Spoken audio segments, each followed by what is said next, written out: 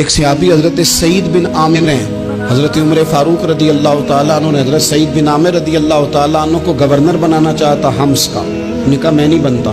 فرمایا مجھے تم لوگوں نے بنا دیا ہے، خود گورنریاں بھی قبول نہیں کرتے. چلے گئے حضرت سعید بن عامر، گورنر بن گئے، صوبے کے گورنر. مال غنیمت میں سے کچھ زیادہ مال مدینہ شریف میں جمع ہوا تو حضرت عمر نے مختلف صوبوں سے غریبوں کی لسٹیں منگوائیں. حضرت سعید بن عامر کے صوبے کے کچھ خاص لوگوں کو آپ نے لکھا کہ تمہارے صوبے میں جو غریب ہیں ان کی لسٹیں بھیجو. تو جب لسٹ آئی تو اس میں پہلا نام حضرت سعید بن عامر کا بھی تھا. کہا ہمارے گورنر کے پاس پہننے کو کپڑا کوئی نہیں، کھانے کو روٹی کوئی نہیں. حضرت عمر بیٹھ کے رو پڑے. فرمایا تمہارا گورنر بھی مسکین ہے. اشرفیوں کی ایک تھیلی بھر کے حضرت عمر نے بھیجی.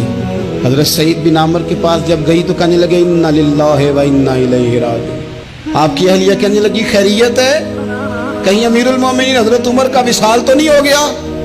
فرمانے لگے نہیں. تو فرمانے لگی کوئی آفت تو نہیں آ گئی؟ کہا نہیں. انا للہ کیوں پڑا؟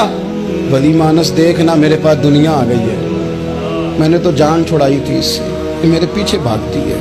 حضرت سعید بن عامر نے سارا مال وہیں اللہ کے حضور خیرات کر دیا.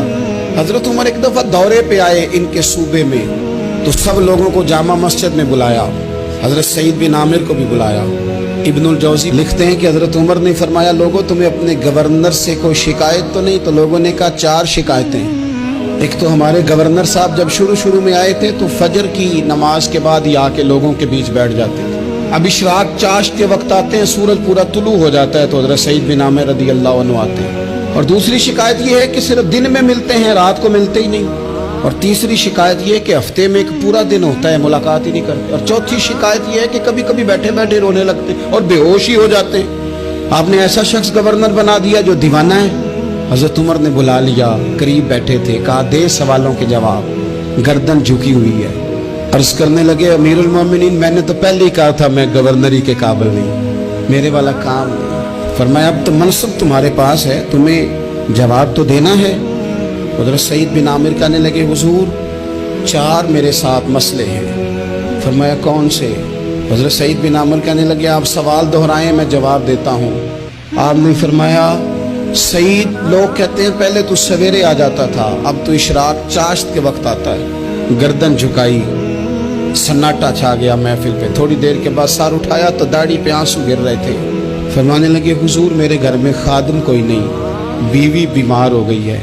میں نہ سویرے اٹھتا ہوں، آٹا گوندتا ہوں، روٹیاں پکاتا ہوں، گھر میں جھاڑو دیتا ہوں، باہر آنے میں دیر ہو جاتی. پہلے جواب پر ہی لوگ رونے لگے، آنسو نکلنے لگے. حضرت عمر رضی اللہ تعالیٰ عنہ بھی روئے. پھر فرمایا کہ سعید تو دن کو ملتا ہے تو رات کو کیوں نہیں ملتا؟ اپنی داڑھی پکڑ لی. کہنے لگے عمر ساری سفید ہو گئی ہے، اب تو لگتا ہے پھل پک گیا ہے، پتہ نہیں وہ کب مجھے کہے گا واپس آ جا. میں نے نا دن مخلوق کے لیے رکھا ہے، رات اپنے رب کے لیے رکھی ہوئی ہے، مجھے تکلیف نہ دی جائے. گورنر کی بات کر رہا ہوں. پھر کہا سعید یار ہفتے میں ایک دن ملتے کیوں نہیں؟ کہنے لگے عمر یہ میرے رب کے ساتھ پردہ ہے، اسے نہ کھولا جائے. میرا پردہ ہے نا، میں نے اپنے رب کے ساتھ اپنے پردے رکھے ہوئے ہیں. فرمایا نہیں آپ بتائیں. حضرت سعید بن عامر کہنے لگے غریب ہوں، ایک ہی جوڑا میرے پاس ہے، میں غریب.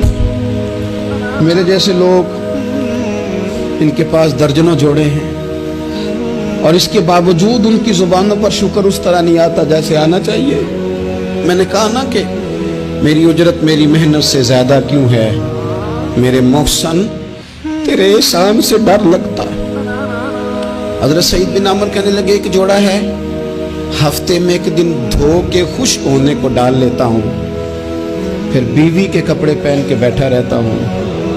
کس طرح گھر سے باہر نکلوں؟ میرا پردہ تھا. میں اپنی غریبیاں لوگوں کے سامنے نہیں رکھنا چاہتا، میں جانوں میرا رب جانے، میں راضی ہوں نا اس کی رضا پہ.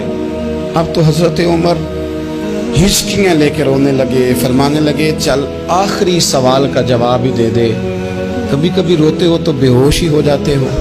حضرت سعید بن عامر پھر رونے لگے. فرمانے لگے بڑی عمر کا ہو گیا تھا جب کلمہ پڑھا تھا، جب وہ پچھلے گناہ یاد آتے ہیں نا، میرے سامنے لوگوں نے حضرت حبیب بن عدی کو سزا دی تھی مکے میں، اور میں اس وقت مسلمان نہیں تھا، میں مدد نہیں کر سکتا۔ جب وہ وقت یاد آتا ہے تو برداشت، سوچتا ہوں کیسے اللہ کے حضور جاؤں گا۔